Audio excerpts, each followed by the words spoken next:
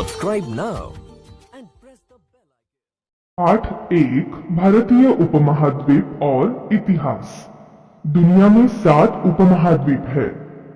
हमारा भारत देश भौगोलिक दृष्टि से आशिया द्वीप में स्थित है।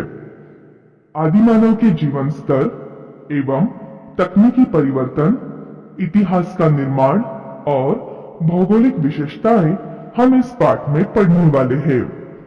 इतिहास का निर्माण और भौगोलिक विशेषताएं।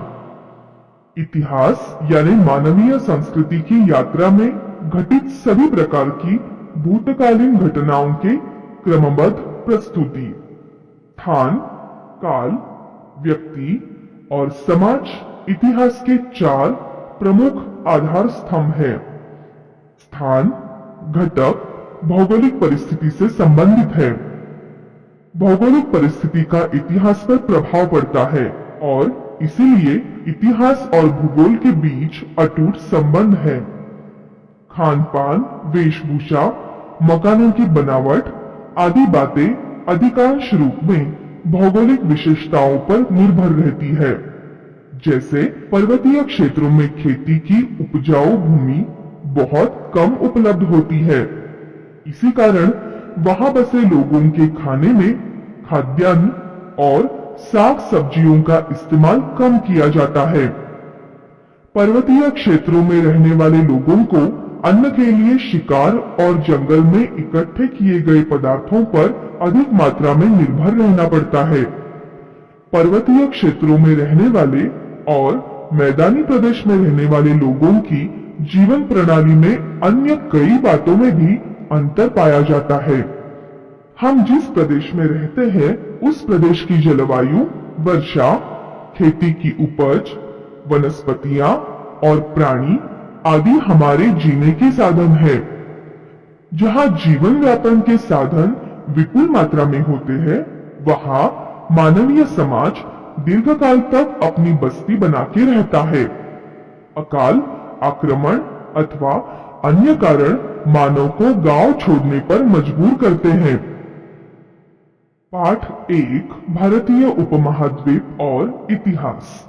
दुनिया में 7 उपमहाद्वीप है।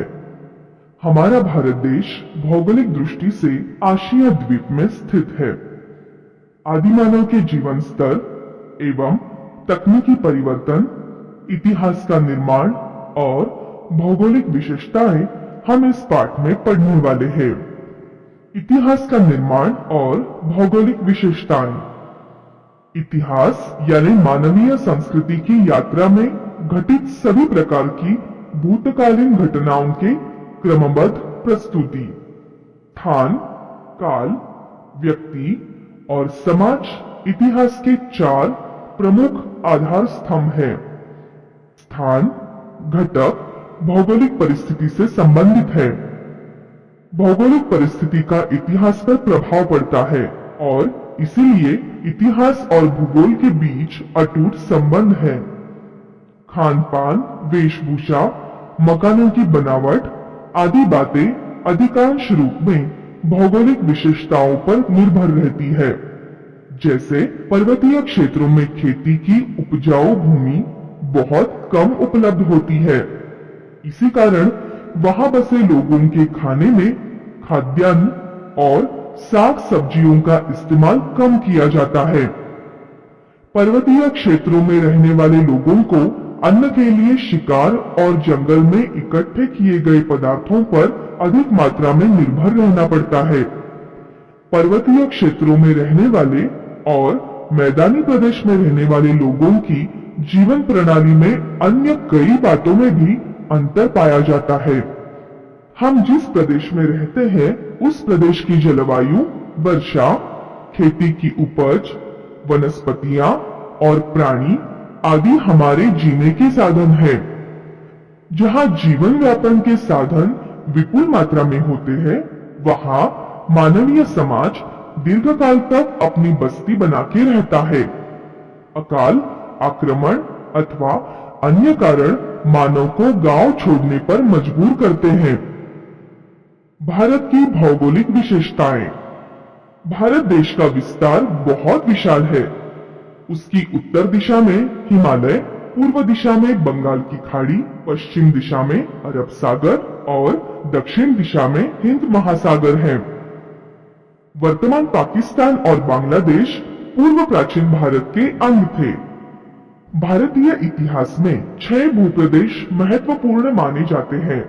1 हिमालय, 2 सिंधु गंगा ब्रह्मपुत्र नदियों का मैदानी प्रदेश, 3 थार का मरुस्थल, 4 दक्कन का पठार, 5 समुद्र तटों के प्रदेश, 6 समुद्र में स्थित द्वीप। हिमालय हिंदू कुश और हिमालय पर्वत श्रेणियों से भारतीय उपमहाद्वीप मध्य एशिया के मरुस्थल से अलग हो गया है।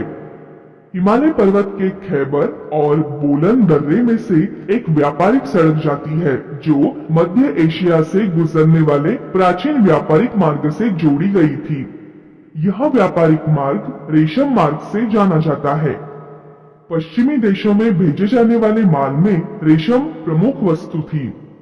सिंधु गंगा ब्रह्मपुत्र नदियों का मैदानी प्रदेश। सिंधु गंगा ब्रह्मपुत्र ये 3 नदियां और उनकी सहायक नदियों के घाटियों का प्रदेश पश्चिम में सिंध पंजाब से लेकर पूर्व में वर्तमान बांग्लादेश तक फैला हुआ है। थार का मरुस्थल राजस्थान, गुजरात और हरियाणा के कुछ क्षेत्रों में थार का मरुस्थल फैला हुआ है। थार के मरुस्थल के उत्तर में सतलुज नदी, पूर्व में अरावली पर्वत की श्रेणियां, दक्षिण में कच्छ का रण और पश्चिम में सिंधु नदी है। इस मरुस्थल में हड़प्पा संस्कृति के अनेक स्थान बिखरे पड़े हैं। दक्कन का पठार दक्कन का पठार तीनों ओर से पानी से घिरा है। यह भूभाग समुद्र में किसी पर्वत की त्रिकोणीय चोटी के समान दिखाई देता है। इस भूप्रदेश को प्रायद्वीप कहते हैं। भारतीय प्रायद्वीप का अधिकांश क्षेत्र दक्कन के पठार से व्याप्त है। दक्कन पठार के उत्तर में विंध्य और सतपुड़ा पर्वत श्रेणियां हैं। उसके पश्चिम में सह्याद्री की पर्वत श्रेणियां हैं। उसे पश्चिम घाट कहते हैं और पूर्व में स्थित पर्वतों को पूर्व घाट कहते हैं। समुद्री तटों के प्रदेश भारत के समुद्री बंदरगाहों से विदेशी संस्कृतियों और लोगों के साथ भारत का संपर्क और लेन देन होती थी। समुद्र में स्थित द्वीप अंडमान और निकोबार द्वीप बंगाल की खाड़ी में स्थित है। लक्षद्वीप द्वीपों का समूह अरब सागर में स्थित है। पेरिप्लस ऑफ द एरिथ्रियन सी यह एक ग्रीक नाविक द्वारा लिखी गई पुस्तक में भारतीय द्वीपों का उल्लेख है। भारतीय उपमहाद्वीप प्राचीन भारत के हड़प्पा और मोहनजोदड़ो नगर आज पाकिस्तान में है। अफगानिस्तान, पाकिस्तान, नेपाल, भूटान, बांग्लादेश, श्रीलंका और भारत देश मिलकर संपूर्ण भूभाग दक्षिण एशिया नाम से जाना जाता है। इस भूभाग में भारत देश के विस्तार और महत्व को ध्यान में रखते हुए इस प्रदेश को भारतीय उपमहाद्वीप भी कहते हैं। चीन और म्यांमार ये देश भारतीय उपमहाद्वीप के हिस्से नहीं है, फिर भी उनका प्राचीन भारतीय इतिहास के अध्ययन में महत्वपूर्ण स्थान है। सारांश इतिहास यानी मानवीय संस्कृति की यात्रा में घटित सभी प्रकार की भूतकालीन घटनाओं के तथ्यों की क्रमबद्ध प्रस्तुति। खान पान, वेशभूषा, मकानों की बनावट आदि बातें हम जहाँ रहते हैं वहाँ की भौगोलिक विशेषताओं पर निर्भर होती है। भारतीय इतिहास के निर्माण में हिमालय, सिंधु, गंगा, ब्रह्मपुत्र नदियों का मैदानी प्रदेश, थार का मरुस्थल, दक्कन का पठार, समुद्री तटों के प्रदेश, समुद्र में स्थित द्वीप, ये 6 भूप्रदेश महत्वपूर्ण। Subscribe now